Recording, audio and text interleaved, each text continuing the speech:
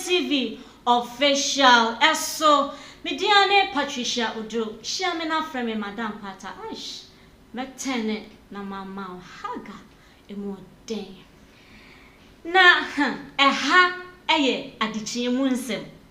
Na oti enka say dia na chese ensama egudwa so ne ebo ne don komi no me na ada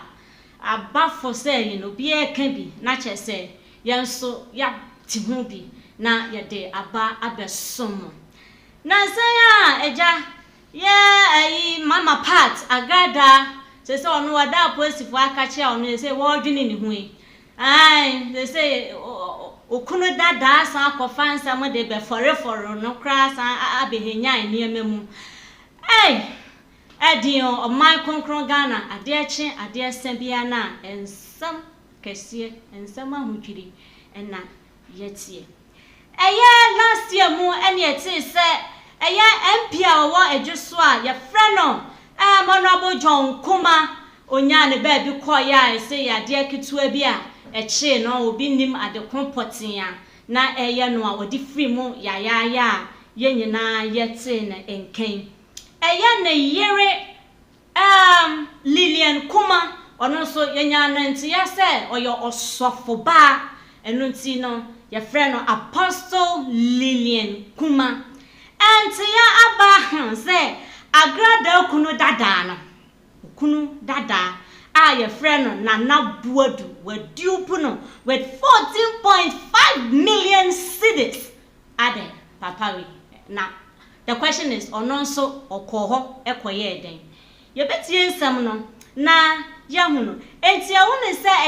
Agradaa ne ex-husband na ye frɛ no na buadu na oye businessman ye nya nti ye se na ononso kra come along the line. That means nam ne line ni mana meye mama part and so be fire all of a sudden on so e be dane o konfuba yen hwe video no na yentie nsam no bi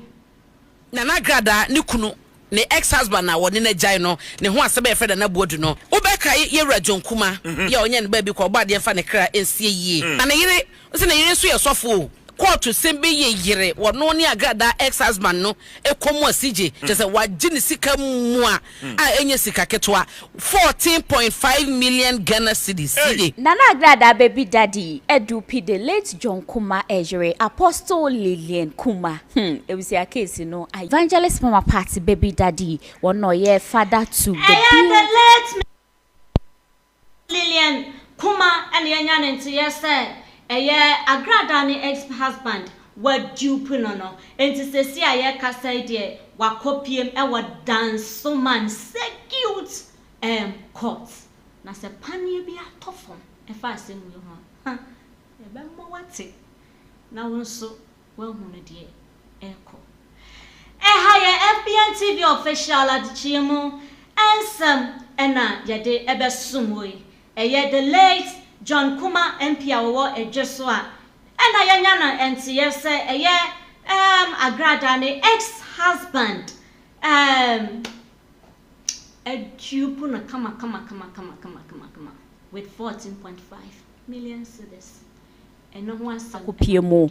wo dansoman secute court ene bank nsensem dupe bi any changes bi chese ano no ayedi ye pa ene yesisika rekra amount no emudro de ene 14.5 million Ghana cedis Agradaa ne baby daddy etime adupi John Kuma ejere mo case no akwakopie mu wo dansoman secute court ene mu report no enyina ho nti ebekọ akwakotie ne nyina ediaba so ansana no mame fa koda media films for enfambo moy se wo pe Kuma wood movies emu ye fe emu ye srebe entertaining odi atutemika na call mu page na so kokobo weni akoma sisi ameka sei ene ye the paradise e dia beja man so emu nsem ne se da nranya meka hwemu no emu ye fe de sese wosu no ubesu de sese wo sere so obesere e wo hono siko na kobo weni akohoma e wo hono nsem sei na report e twemu efa evangelist my part baby daddy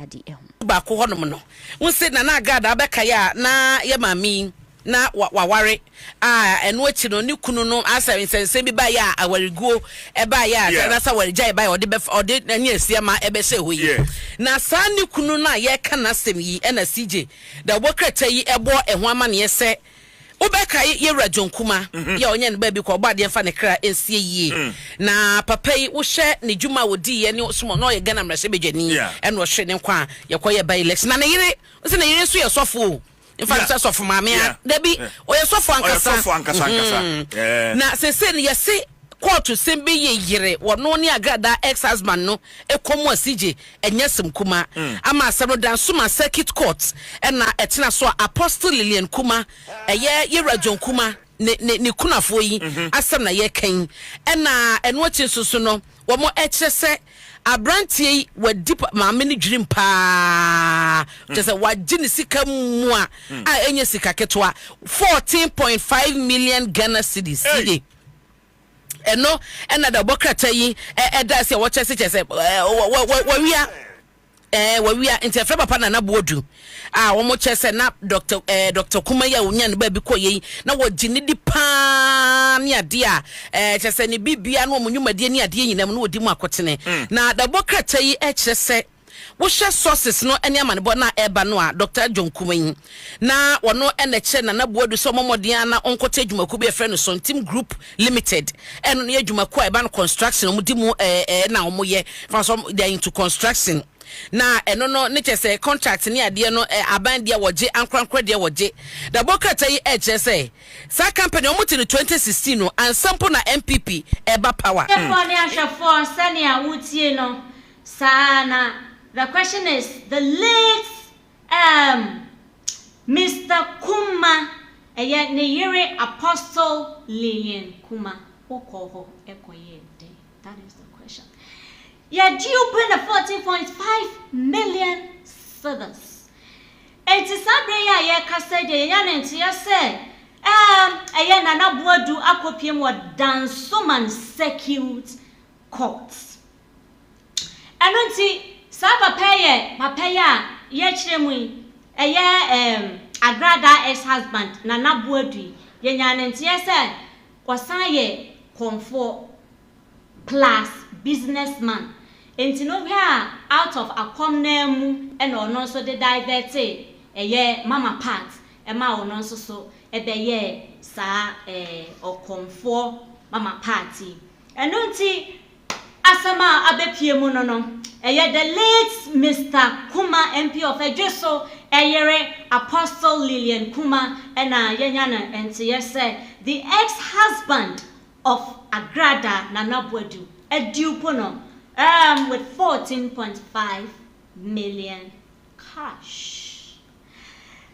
Sese ya wakopie mu circuit court idie pamia ketu bi atofon e fa asem we hu a aish be ma waso atideko Adekye3musem FPNTV official so enie ensama ye bonu donko be ye wodwa so ebi na ye na yede ababe sumo wono media ene Patricia Odo ohia me a frame Madam Pat ejoso makra Omo TV ye no ene e won sensen bank ho krata ene ade no on so bobie account o National Investment Bank ma ni sister ene na manage account na wo mo echese eyentiase omu nyina ekoye na Sontim Group no echese ebe hyase be gina ne naso contract eba sika eba ene ade ene account na enamu na omo chese ye rajon kuma ewie ye no sana na bodo ye kan ya na asem ya ya Dr. Kuma etrase ne gini di ye no edane na chi ekire busua no na wono akasa etimi kwakosesa bank account no signatory sinya ne CJ osesa no account mienu anaba ko NIB abako GT Bank no wasesa account ni nyina anasika ewomu no esa account mienu no 14.5 million Ghana cedis na omo chese na nabuodu omo chese wo ya wepa agreement na wo won ma board resolutions ne ade nyina wo mo dio mo sa ehase wo sa account mienu ho no na mo na wotue ne nam so ma aye osofo Apostle Lilian Kuma enso so etabri asam no de kodan court enti se me no ekasa die kane na Agradaa ni kunu ne ex-husband na woni na gyan no ne ho asebe e freda na bodu no said ye etie eno no iti no na chese court no guso a eti asem no so a wo mo eka emu ama ne nyina